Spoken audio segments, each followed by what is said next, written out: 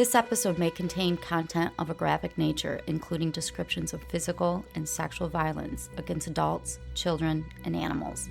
Listener discretion is advised. Hi everyone, I'm Talia. And I'm Tanya. And together we are Crimes and Consequences, a true crime podcast.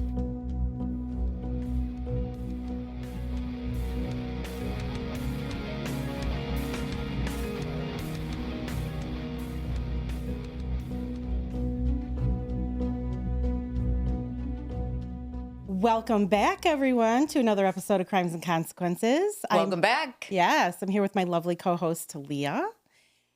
And I have a crazy story to tell you all today. But before I get into the story, if you could hit the like or subscribe button here on YouTube or whatever podcast app you're listening to, that would be wonderful. So, Talia, are you ready? Yeah, but I wanna just say how excited I am that we're on True Crime Daily. It's very exciting channel. Absolutely. Absolutely. Tell your friends. Please. Okay. Okay. So I'm going to tell you a story. It takes place in Oslo, Norway. Okay. On May 31st, 1995. It is a beautiful sunny day in Oslo. Tourists are, going up and down the street in this historic city. And there's a Plaza Hotel, and it's a very nice hotel. Like political dignitaries stay there, celebrities. Very fancy. Yes, very, very, very fancy. This is a very high-end hotel, so it has a constant stream of guests, as you can imagine. Businessmen, rich and famous. Businesswomen. Yes, businesswomen, obviously. So the hotel staff is very accustomed to just seeing, they don't react. They see all kinds of people. And this dark-haired woman comes in, and her name is Jennifer Fergate, or Fairgate, because we're not sure. Because she initially reserves the hotel as Jennifer Fairgate, but then she signs it Jennifer Fergate. So I'm just going to go last names get confusing. Yes, I'm just going to go with Jennifer Fergate, and this is going to make a lot of sense as I get into the story. Okay. She checks in on May 31st, and she has scheduled to check out until on June 3rd of 1995. Got it. So that afternoon, June 3rd, when she's supposed to be checking out, the desk clerk at the Plaza Hotel noticed that, and she's in room 2805, that she hasn't checked out as she originally planned. There's also no credit card on file for room 2805. So the hotel is, this person has stayed for several days and they haven't even paid and they haven't come to check out. So how did she get away with that? It was 1995. An oversight at the front desk. So they send a message to her room through the television that says, please contact the cashier. Through the television? Through the television. Oh. They had this technology back then. So moments later, a message comes back and it says, okay. The clerk would have left it at that and waited for the occupants of 2805 to make their way to the front desk, like sheepishly, like, oops, sorry. Oops, but again. Then they looked at the notes and they noticed that 2 other messages had been sent to the same hotel room, 2805, that same morning, saying, please contact the cashier. And they got back the same message, okay, twice. So now the front desk is like, okay, they're overstaying their welcome. They're acting like they're going to cooperate and come and leave and check out and pay. Right. But they're not doing anything. And they're not vacating the room. So they decided, we're going to check into this a little bit more. So the clerk on duty, her name was Evie. She scanned the booking information and she sees, okay, the room is in Jennifer Fairgate. Her date of birth is August 23rd, 1973. She gave an address that was in Verlaine, Belgium. She left a contact phone number, and she said she worked for a company named Service. And Service? Service. Oh, Service. Service. Got it. It is a Belgian company. The information that she provided seemed legitimate, okay. Except for that credit card missing. Right.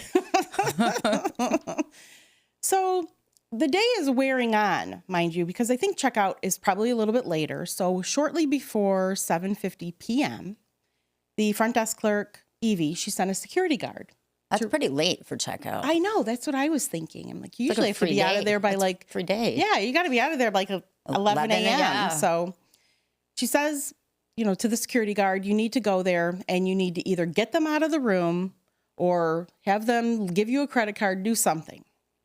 Okay. So after a short ride on the elevator, I guess it's not short because he's going to the 28th floor. Wow. And there's 37 floors in this hotel. He's going through the corridors looking for a room 2805.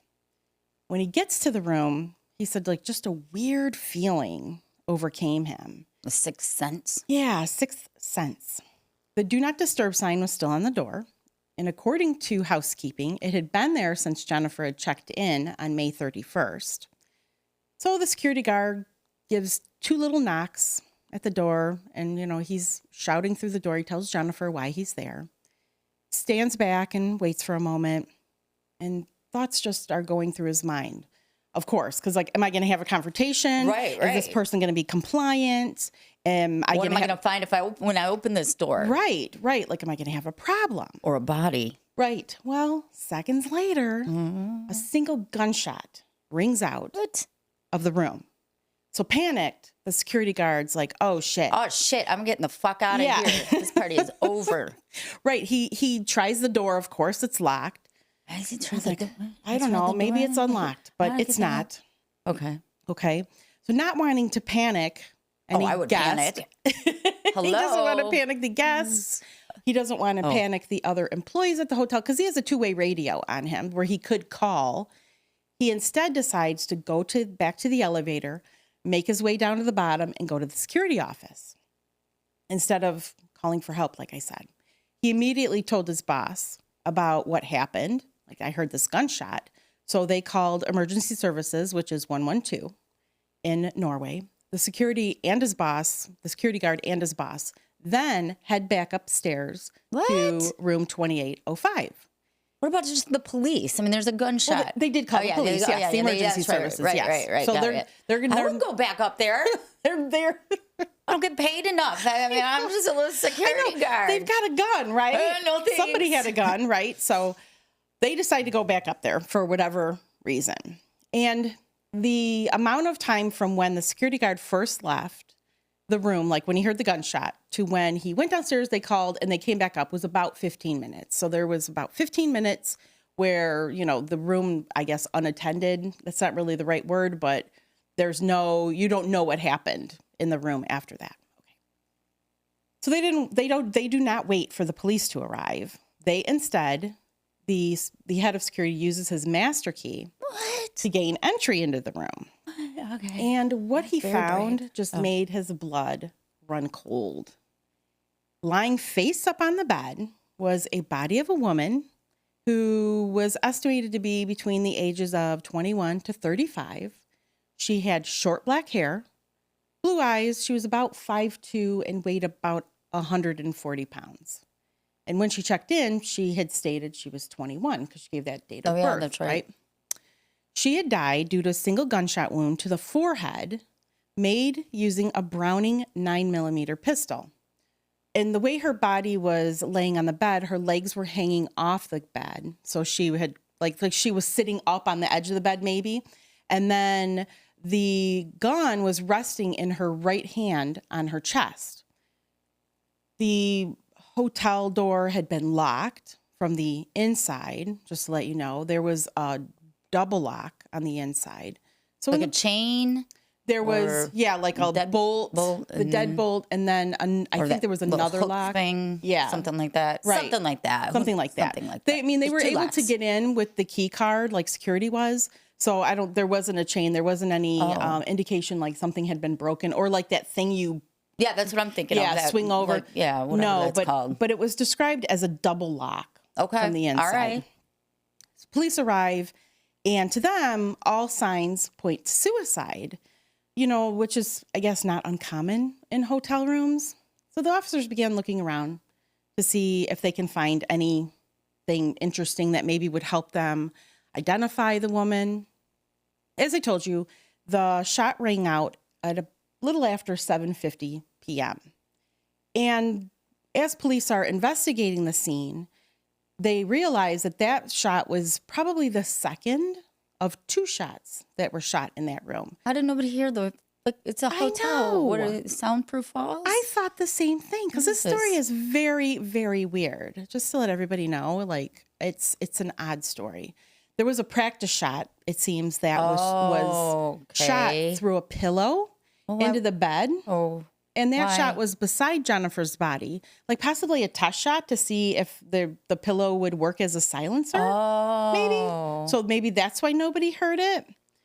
I don't know. I wasn't there, but I mean, if it doesn't work as a silencer, then you've just kind of fucked yourself because you just fired and a gun in a hotel room. But the weird thing about it is she didn't. If she shot herself, she's not like she put a pillow on her face and then put the gun toward her forehead, like through the pillow. So I don't understand why the test shot was even made. Yeah, if it was in fact a test shot. Doesn't make any sense. But they find the bullet. So moments later, after doing this test shot, Jennifer supposedly turned the gun on herself, shooting herself once in the forehead. And supposedly what she did was she turned the gun around, like instead of shooting herself like you would normally think, like the temple or she something. Supposedly did it like this and then used her thumb to pull the trigger and then, you know, fall backwards. That doesn't make sense. It sure doesn't make sense. It doesn't make sense to me, but the bullet that killed her traveled through her head, and it ended up being found in the concrete floor under the bed. What? I know. Okay. All right. So I'm with if you. she had shot herself that by doesn't make any sitting up, sense. it absolutely doesn't make any sense. So if she'd shot herself sitting up, you would think the bullet moves pretty quickly. Yes. It's not going to turn and fall into the bed. You think it would be in the wall behind her. Was that the test bullet? Maybe the test. No, they find both of them. Okay, they find both of them, like in the either the bed, the mattress, or they find it in the concrete floor underneath her. So I don't know, but you know they were like, okay, this door's been locked from the inside. You know, investigators believe it's a suicide. So they treat it. They didn't do a thorough crime scene analysis? No. And I'll tell you exactly what they find. They do search the room, and they, even though, you know, they believe they're dealing with a suicide, but they do search the room. First, though, they realize what she's wearing, and what she's wearing is a long black blouse. She has silk underwear on, and they're not regular underwear. They're kind of like shorts, like silk shorts. And then she's got stockings on. She's got high heels on, black high heels. And as they're looking through her clothing, and there is some clothing that's found in the room, all the tags have been removed from all of her clothes, except for a jacket that I'll tell you a little bit about. So they can't even tell where the clothes were made. They do not find any ID. That's what I was just going to ask. No. There's not a passport. There's not any kind of ID. No form. There's not a credit card. There's not a purse. Wouldn't she have to give her ID to check in? Yes, you would think, but it didn't happen. So police said, okay, they can't find anything to identify who this woman is. They can't use her clothes because they've all been, you know, the tags have all been removed. Because there was a sweater, there was a trench coat, there was some shirts. There was a gray blazer that had its label intact. That was the only item that had the clothing tag intact, and it was made in Germany by the designer Rene Lazard. Don't know, but I think it's a well-known brand. Investigators speculate the labels were removed, or they weren't removed from that particular piece of clothing because they think to remove it would have ruined the garment. Somehow, maybe the lining. Why does it matter? Well, you can't wear it if it's ruined. Well, you can't wear it if you're dead. Well, I know, but all of her clothes. Okay, so they're thinking, okay. They're like, this is just strange. Because. Very strange. Yeah. They found 2 bags in the room. There was an attaché case or a briefcase. And then they found a kind of, not a duffel bag, but it's kind of like a soft bag like that. And the only thing beside the clothing that they found in one of the bags is a bottle of men's cologne. And then in the briefcase, they found several bullets, like I want to say 24 or 25 bullets for that gun that was used in her death. And the clip of the gun was still full, except for the 2 shots that had been fired. Did they find food? Which you just said it was a couple days. I'll tell you a little bit about it. Okay, Yeah, I'm jumping ahead. So, what they didn't find though was any pants or skirts. Like everything that was there for her to wear went on her upper body. And I mean, she did have clothes. Because jackets. She had to walk in with pants, though. Yeah, she walked in. I would hope so. Yeah, absolutely. And she had coats. I think there was 2 jackets, and besides the blazer. So everything else was for her upper body. There was, a blouse. There was undergarments. So it just seems odd. Like the police were like underwear. Yeah. No, there were no underwear. Oh, undergarments, just like bras. I think there was a bustier or 2. Oh. And just those silk shorts that I told you about. Like no underwear, which none for like a 3-day stay. Yeah. What woman? I don't know. And there were no socks. There was just those pair of stockings that she had on. So there's no pajamas. There's no, what I'm telling you, is all there was. All there was. Okay. They didn't find any toiletries either. There was no makeup. Even though she had makeup on, there was no makeup. There was no face creams, hair products, shampoo, nothing. They found nothing that she would have used in her stay. This is not making any sense. I know. Isn't that wonderful? You're going to have to solve this. I love mysteries. So, it was so. And like I had told you, she wrote on her card when she got there that she was from Belgium. And, not finding any IDs or anything, police were wondering, she had to have come with an ID if she was from Belgium because she's going to Norway and she would have needed it to get into the country. And it's not there. There's no forms of identification. The Norwegian police work closely with hotel staff to try to uncover as much information as they can about Jennifer to possibly, make this ID for her. So they dig in, they have more questions to ask, and they realize that during check-in, she hadn't needed to pay, like upfront, and this room was expensive. I told you it's a really nice hotel. It was about $339 then per night. She didn't leave a credit card. They didn't ask for any ID when she checked in. So does that mean that somebody in the staff has something to do with this? I don't think anyone in the staff has anything to do with it. I'm just wondering, okay, how she got away? Well, you're going to let me know. You're going to let me know. Well, I believe what happened is that it was really busy because I believe the way that it was described in the articles that I read about it was they would get like a rush of people at once, like when flights would land nearby. Okay. So, they would have like waves of customers or clients coming in, and maybe it was just overlooked. And I don't know. You think they'd have the paperwork that, you'd have to require it to be filled out, but whatever. So at this point, they're starting to realize that every detail that this woman gave at the front desk was false. So I told you on the registration card that she had to fill out, and she did fill it out herself. She left. It was her. Yeah, yes, it was her. Yeah. It was her that filled it out. The person that did the check-in confirmed that she wrote it, and she left a name. So I told you she had reserved the name Jennifer Fergate. And then, when she wrote out, it was Jennifer Fergate. So instead of Fair, it was Fer. And that's how she signed her name. She misspelled. So she's misspelling her name, number one. That's kind of weird. And they realized, too, that when she checked in, she wasn't alone. There you go. And there's men's cologne. Yes. And she checked in with a man whose name was listed as Louis Fairgate. So, and they supposedly had shown up together. Like one witness said she saw Jennifer with a man when they checked in, but I don't think anybody talked to him. So, they described Louis, guests at the hotel that had seen him, described him as a white man between the ages of 30 and 40. But there was no sign that he ever really stayed in the room, besides that bottle of cologne. There's no clothes. There's nothing. Nothing to to indicate a man's there. No. And even the bedclothes, when she had checked in, they asked for another duvet, and it was never used.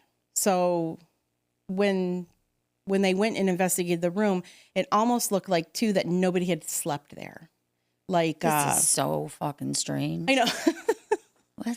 I know. And, they had put the do not disturb, or someone put the do not disturb sign, whether it was Jennifer or Lewis or who knows. Somebody put it on there. So housekeeping never came into the room to clean. And so the bed looked like it was never slept in, like it wasn't rumpled or, like normally. And even if you try to make it yourself. Yeah, I can't make it like a maid. Exactly. Like it's not. Or housekeeping. Yeah, like housekeeping. No, they make it look perfect, right? No, it looked perfect when they found her body. And they never even asked for change of towels. So housekeeping did not go anywhere near. Nobody came in that room. Nobody came in. Don't they have cameras or anything? They do, but it's not very helpful. Diplomats, you're saying, or I know you would think, right? But they do have it, but not helpful. Yeah, okay. Not very helpful. All right. When the Norwegian police search the room, they do note that it's just bizarrely clean and tidy. And had it not been for those 2 bags that I told you about and the blazer hanging in the closet, there was just no indication anyone had even stayed there. There wasn't a toothbrush, a hairbrush. Okay, I'm just telling you, there was nothing. Nothing. Okay, just so you understand. And it's unknown whether Lewis stayed in the room with her. He was spotted by some guests accompanying her to the room on the day she checked in, but I don't think anyone saw him much after that. And no one saw him leave? Yes, no one saw him leave. Investigators now really have a mystery on their hands. Like, is this a suicide? Or, what's really going on? But they're concerned at this point. They're still trying to identify her. They hit this roadblock because they realized the address that she gave them was fake. And after searching Google Maps, I couldn't find the address. I mean, not that I'm familiar with Belgium. I've never been there, but I tried. And there's no street or house number. Doesn't match up. Even her place of work didn't exist. Service. So the question is, basically, what is going on here? That's what you're going to answer for me. Well, I don't know if I have too many answers. What? But... Well, no, what? So they start digging into trying to find out more clues about Jennifer. They realize that she spoke both English and German fluently. So it kind of makes sense. Maybe she was from Belgium because the official languages of Belgium are French, Dutch, and German. I didn't know that. Well, now you do. Education. The more you know. And by the 1990s, it was commonplace for a lot of Europeans to have learned English in school alongside their native language. Although, no comment on the type of accent that she had was ever made. Belgium also is split into 2 distinct regions. So there are distinct accents from those regions, but nobody really noticed with her German or her English. Shortly before her death, Jennifer made 2 calls from the hotel room. Someone made some calls. Yes. The numbers were identical except for 1 digit, but when investigators dialed those numbers, they received a dial tone. So neither of them existed. So what? I'm not sure who she was trying to call. And I don't know if she was trying to send a secret message. I don't know. Was she in distress and that's why she didn't get the number correct? When were the calls made? Shortly before she died, I think on the same day, that June 3rd. Okay. I believe. I could be wrong. So this case was also featured on Unsolved Mysteries. Oh, I love Unsolved Mysteries. Yeah. And I don't know if we can say that. I think so. Okay. Because it's one of the sources for this episode. Okay. Unsolved Mysteries found out that she had made 2 calls to the hotel before she actually stayed there. The first one was on May 22nd when she initially booked her stay. And then the second was on May 31st when she changed her arrival date to be that same day. So I believe she was probably going to stay at a later date. And instead on May 31st, she said, I need to check in today. So I don't know why. And shortly before arriving at the hotel on May 31st, the day she checked in, she got there too really late. I guess it's not really late for some people, but it was about 10:44 p.m. So she had a late check-in. She informed the staff during her telephone call that she was going to be arriving late and that she would be coming with her guest, Lewis Fairgate, whichever. When she arrived, like I told you, she wasn't asked to provide any ID. Just go ahead. Here's the room. And they let her check in. And there's even a spot like on the check-in card for a passport number. That wasn't taken. So no identifying information was really given. Police ended up checking flight logs from May 31st for either Jennifer or Lewis Fairgate. And they weren't listed. That name was not listed on any passenger lists. During the first call that Jennifer made to the hotel on May 22nd, she spoke English. However, the second call, she spoke German. How do they know that? There's all these people like coming and going from this hotel. How would they remember? I have no idea. Phone calls. But they did. I don't know. Like a week earlier. I don't know how they would remember. And even though she said, she's coming with Lewis, there's really no evidence that he even, like I said, stayed there. Right. But he was there when she checked in. Yeah.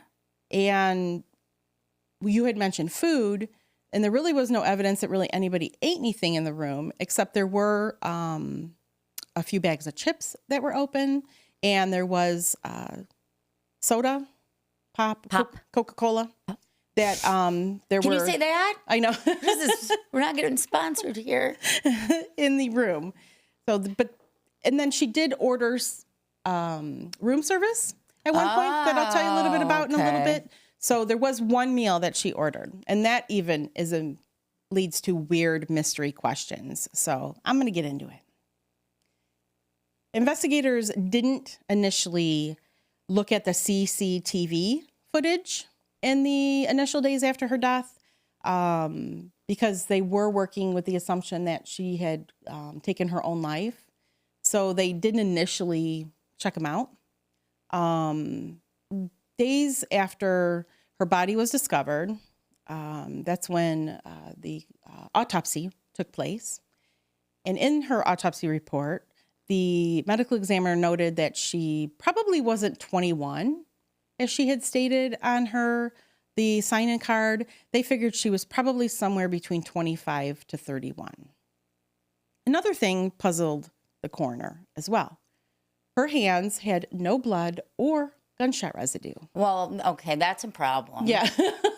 I mean, if you're shooting a gun, you're going to have the residue. You're going to have it, right? Yeah. So there's no mention ever of any gunshot residue being found on the sleeves of her clothing, on her hand, even though when her body was found, her hand was still on the gun and it was resting on her chest. So some people think that she probably wasn't alone in that room the day of her death, and she probably wasn't the one to pull the trigger. Well, if you think about it, though, so somebody else pulls the trigger. First of all, you said there was like maybe a test, right? Shot. Why wouldn't she scream or run? Right. And then this person, if someone else pulls the trigger, you're taking a big risk because you have, like, there was somebody knocking at the door. I know. So how are you going to get out of there without being caught? Exactly. How are you going to get out of there? That's why this is a crazy story. It doesn't make any sense. I know. You have to solve it. I can almost see the smoke coming out of your ears. Like you're just thinking, like the wheels are turning. There's got to be more to it. The wheels are turning. So we have to solve this. I know. And no, I don't think so because I'm not a professional investigator. Yeah. I wish I would have went into that field, right? During her autopsy, her fingerprints are taken, but they do not look for forensic evidence like under her fingernails. They don't check to see if she had been raped. Like no rape kit is done. They and I don't know if it's because they're just thinking it was a suicide. Well, I would think that the medical examiner would know. Would know, but there was some sort of I know. rape. I know. It's just strange. But they do take her fingerprints, and her fingerprints were run through Interpol, and no matches, of course. So she doesn't have any criminal. Not that, right. No criminal record that is known through Interpol. But does Interpol go is every country? Would it run through every country in Europe? That is a good question. Sometimes I believe so. I believe so. Please, somebody correct me if I'm wrong. Oh, somebody will. Yeah. Somebody will fucking correct you if you're wrong. Yes, absolutely. They've investigated all these different avenues. They've, given her an autopsy. They've searched the room. So now they're thinking maybe the gun will lead them, give them some sort of clue as to either who this person is or something. It's got to be a serial number, right? Right? Isn't there? Yeah. So they investigate this Browning 9mm. What kind of gun is that? It's a pistol. It's a handgun. Okay. A 9mm bullet is rather large because it is. Yeah. I thought it was small. No. I don't think it's obviously the largest bullet, but I think it's a hefty size because the gunshot just didn't leave like a little. Okay. A little damage. It left quite a bit of damage in the back. Oh. So as they investigate this gun, they consult experts, and they were able to discern that the gun was made in Belgium between 1990 and 1991. And like I told you, they found these bullets. They found 25 bullets, and an additional 7 were in the gun. There was a serial number that was found on the gun, but it had been removed with acid. Oh, fuck. Yeah. What? I know. It is crazy. And the gun didn't seem to have all of its original parts. Like the barrel was an original to the gun, but I believe, I don't know the proper name for everything on a gun, but the handle part, I think was different. Yeah. I don't know. I don't know if that's attached to the pistol or to the barrel, but it was like it was put together with a few different pieces from different types of gun. But the main part where the barrel where the bullet would have went through, that part was a Browning 9mm. Investigators say that the way that she shot herself, like I had described earlier, that was really confusing because they thought, if you shoot yourself in the forehead, you're still not going to have a grip on the gun because, like I said, the gun was found in her hand, that a 9mm would have a strong recoil. Okay. And then so her hand should have flown off her. Mm-hmm. I don't know, someplace else than just be resting in her hand on her chest. Exactly. Like it wouldn't have stayed. It just, would have probably it would not have been natural for her to be found in that position. When they did a dental exam during her autopsy, and I'm sorry I'm jumping around a little bit, but these details are crazy. I'm following you. Yeah. I got it. They realized that she did have expensive dental work done. She really took care of her teeth. She had gold and porcelain in her mouth, which was common throughout the United States at the time, but it was also common in some European countries such as the Netherlands, Germany, and Switzerland. I told you about that. She ordered a meal. Mm-hmm. So she had supposedly died on the 3rd. That's when the gunshot was heard by security. The day before, on June 2nd, 1995, she ordered bratwurst and potato salad through room service. That was never paid for, much like everything else.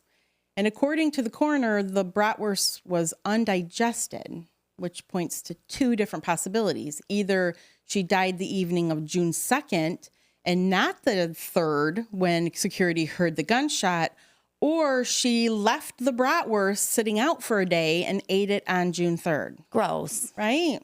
Well, wouldn't he know the time? Wouldn't the coroner have an estimate of how long she was dead for? That's a good question. Body temperature. Yeah.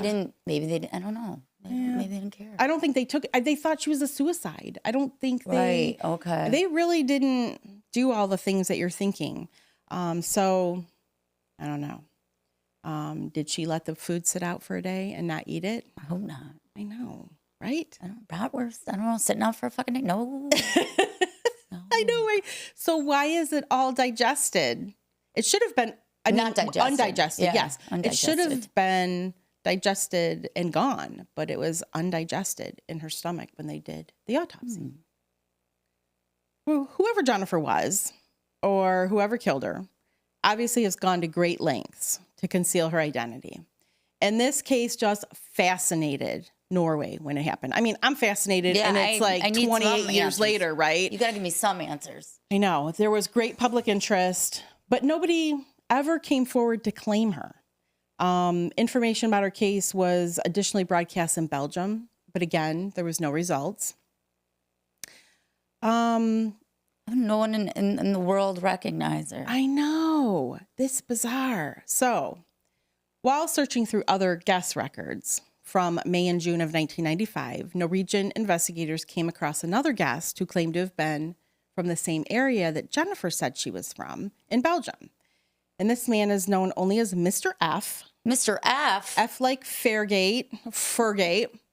He was staying across the hall from Jennifer's room. He was in 2804. But bizarrely, so I'm going to tell you a little bit about him. He knew she was dead even before supposedly news of her passing had ever broken. There was this really wonderful article that's online, and it is from a magazine called VG, and it's like Verdum Gang or Verten Gang. It's a Norwegian. Okay. It's like the biggest paper in Norway. And they do a whole in-depth, I mean, they even investigated this case like 20 something years later. And there's an interactive thing on it. So I will put it in the sources for this episode. But they end up tracking him down like back in like 20, I think 16. Mr. F. They tracked down Mr. F. They found him. And he initially, like they left several messages. He didn't want to talk to anybody. And when they finally got a hold of him, he talked very briefly. And he said, yes, he was at the hotel. He left. He checked out. He said he checked out, though, on the 2nd. But he said like Saturday, and I think maybe the 3rd was the Sunday. And he said, yeah, people at the front desk asked me, your room was across from the woman who died. Did you hear anything? But that would have been I know. on the 3rd. Right? But he insists he checked out the day before. So how did he know? Well, wouldn't they know when he checked out? Isn't there a record? Yeah, and I believe he checked out the day before. But he says the front desk asked him about it. Oh, that doesn't make any sense. No, and why would you make that up if it wasn't true? I don't know. Anyway. And he has not been heard from or seen again. And some people speculate that Mr. F was Louis Fairgate. Why would they get 2 rooms? I don't know. There's so many questions in this. Yes, there are. In this story. Please help me with I wish I could just sew it up in a pretty little bow and be like, here's what happened. No, unfortunately. Yeah. I don't like that, Tanya. I know. I'm sorry. And you have to go down a rabbit hole somehow, even more. Trust me. There's nothing more out there? No. How can it be? There's tons of information out there. And like I said, there's even an Unsolved Mysteries episode, but it wouldn't be on Unsolved Mysteries if it had That's been true. solved, right? Yeah. Right? Yeah. I mean, they do follow-ups, I suppose, but... when they're solved. When they're solved, yes. It doesn't happen that much on Unsolved Mysteries. I know, and they're fabulous to watch. I mean, my mind is just blown. And my mind's blown by this story as well. In mid-1996, about a year after Jennifer had passed away, she was buried in an unmarked grave. No one but pallbearers were present. I mean, obviously, nobody... No, they couldn't find. Nobody came. Nobody came. And this case took another bizarre turn in late 1996 when the head police officer on the case ordered that all physical evidence that was collected be destroyed. Don't say that. Yes. No. Yes. No. Yes. Why? I don't know. It's funny. And it's not solved. Why would you destroy it so soon? I don't know. It's another question. Put a pin in that one too, because I don't have an answer. Several weeks into the investigation, the police did steer away from the idea that she had taken her own life. And so it was reclassified as a possible homicide. So I don't know why. They they would destroy evidence. Yes. Doesn't make any sense. Exactly. Especially so soon afterward. There are theories as to what happened. Okay, let's go through the theories. Some people think that maybe she was a flight attendant who got mixed up in something that she shouldn't have. Many flight attendants travel with minimal luggage, and they wear black clothing, I believe, when off duty. I think it's probably just it travels easier. If Jennifer had been a flight attendant, it may explain why she'd only left her hotel room, because according to the records of like the key card or whatever you're given, she had only left the room and came back once. She left the room? Once. Where'd she go? I don't know if she left the room, but someone left the room. But if she had been a flight attendant, that would kind of make sense, because maybe if she had been on several long haul flights through several time zones, maybe she was catching up on her sleep. Why were her tags removed from her clothes, though? Is that something flight attendants do? I don't think so. I mean, do you ever take, I'm not a flight attendant, but have you ever taken tags out of your clothing? I do when they annoy me. Yeah, when they annoy me, right? When they're itching and stuff like that. Yeah, exactly. I'm just like, okay. But they think maybe she somehow got involved with drug traffickers or organized crime. Yeah, and something? Maybe, came across the wrong person. Well, how come when she's going into the hotel, she doesn't seem in distress? Right. Yeah. It's question marks all around. Tanya Ann, Lynn Marie, Jane, we like them solved. And the theory that maybe she was killed by a professional, right? Like if she's involved in something like drug trafficking, like maybe, like I said, stumbles across something accidentally. And that would make a lot of sense on why her room was so clean. You know, it obviously, I mean, I don't know any, but if I'm assuming professional killers like clean the room and they do. I don't know. They're gonna like they make get rid beds. That's a good question. I mean, what was she doing for 3 days? Do professional killers? I know. Keep their victims for days. I know, right? Did they find any drugs in her system? Nope. Well, they did not test her system for drugs. They did test it for alcohol, and there was no alcohol in her system. So I can't say for sure whether she was drugged or not. But yeah, because maybe she was drugged. Maybe. The flight attendant theory kind of doesn't work because there's no documents that identify her. When somebody from that works in the airline industry, coworkers recognize her. That too, right?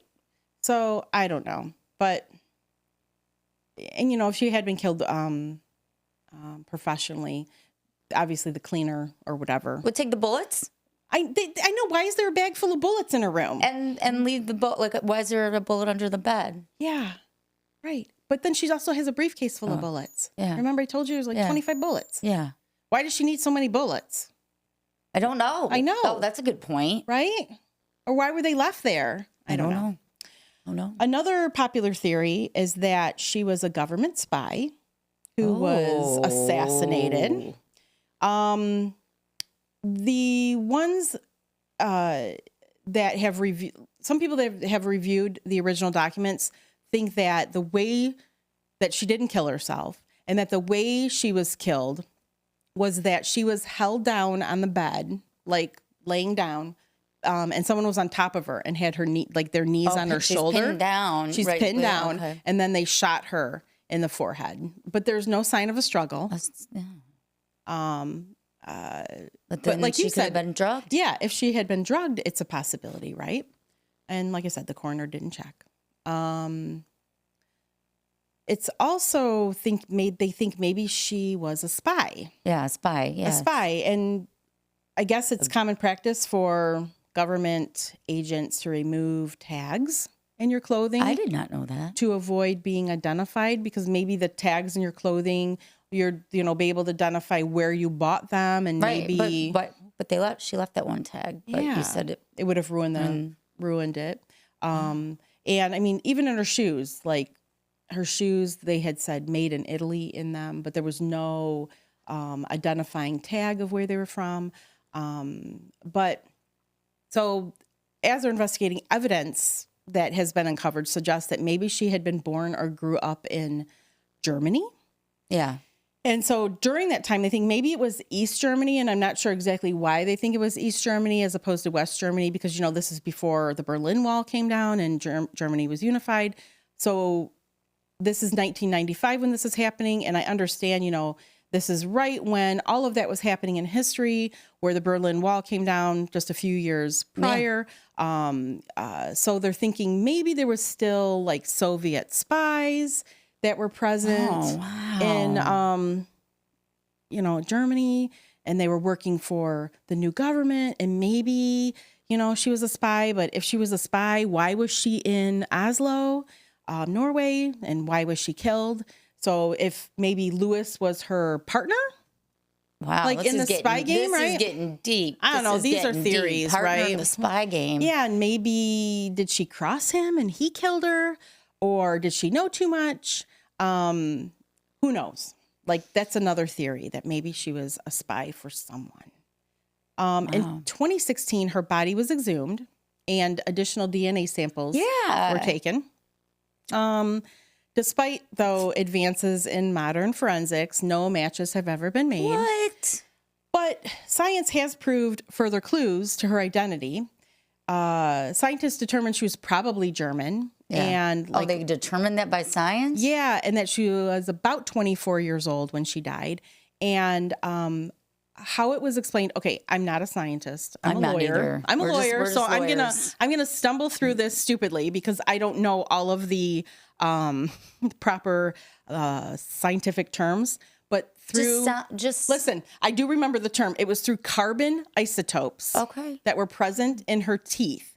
And I believe it has to do with the air and when nuclear testing went off. Like if you were born, I know it's complicated, but they analyzed her teeth because when they exhumed her body, they took several of her teeth.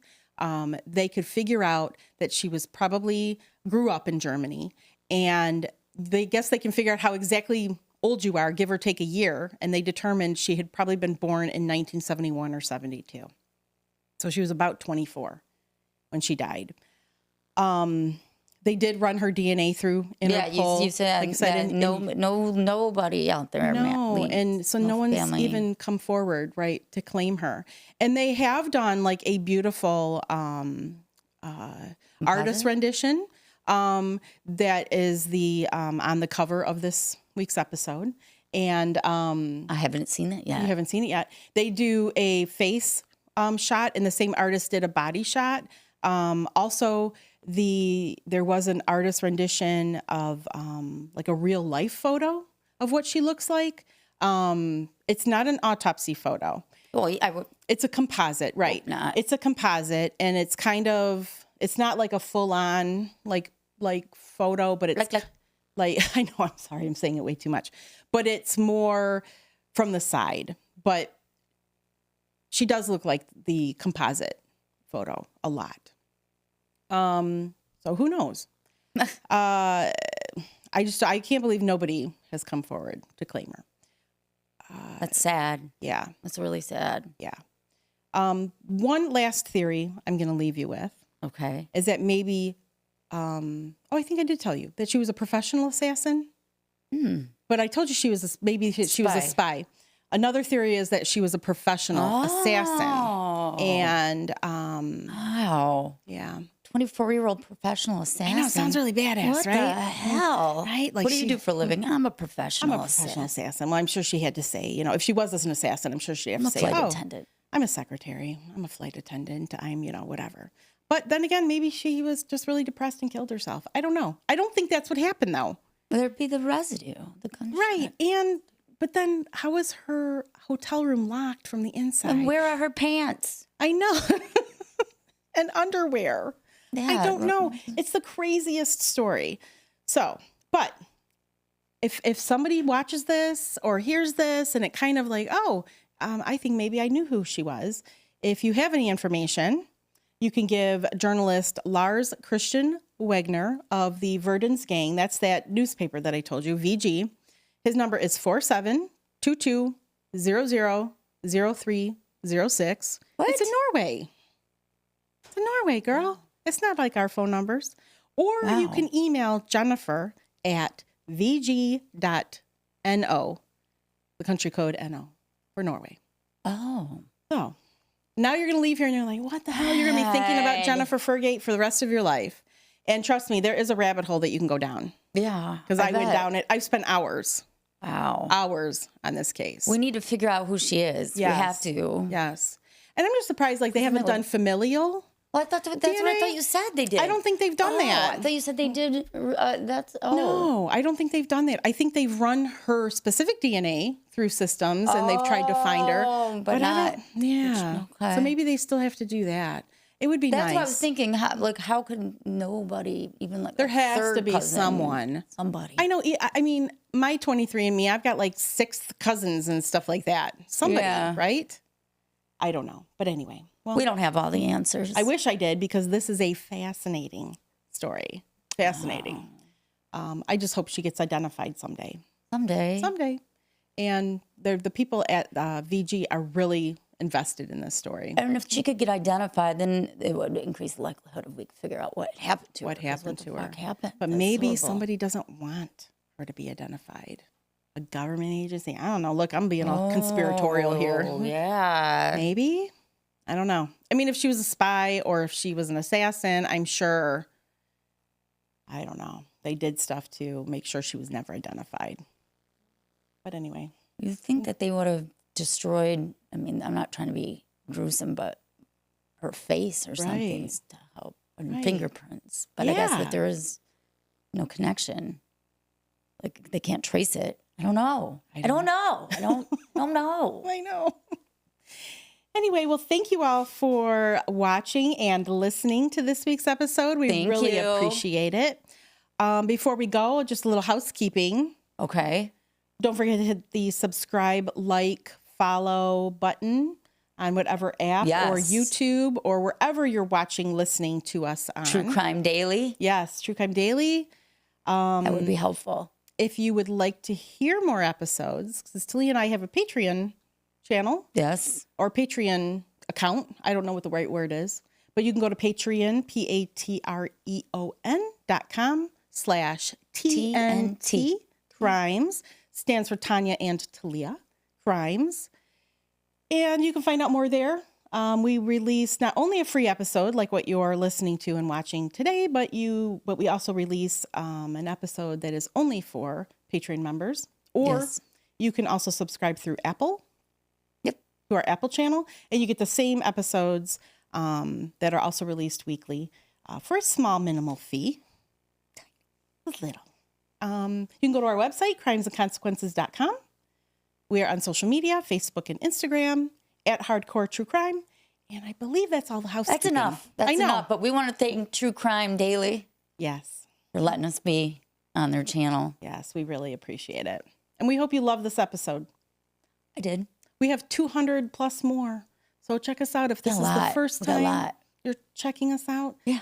Just think there's so many more episodes you could be listening to. So many more. So until our next episode. Don't kill each other. Bye. Bye.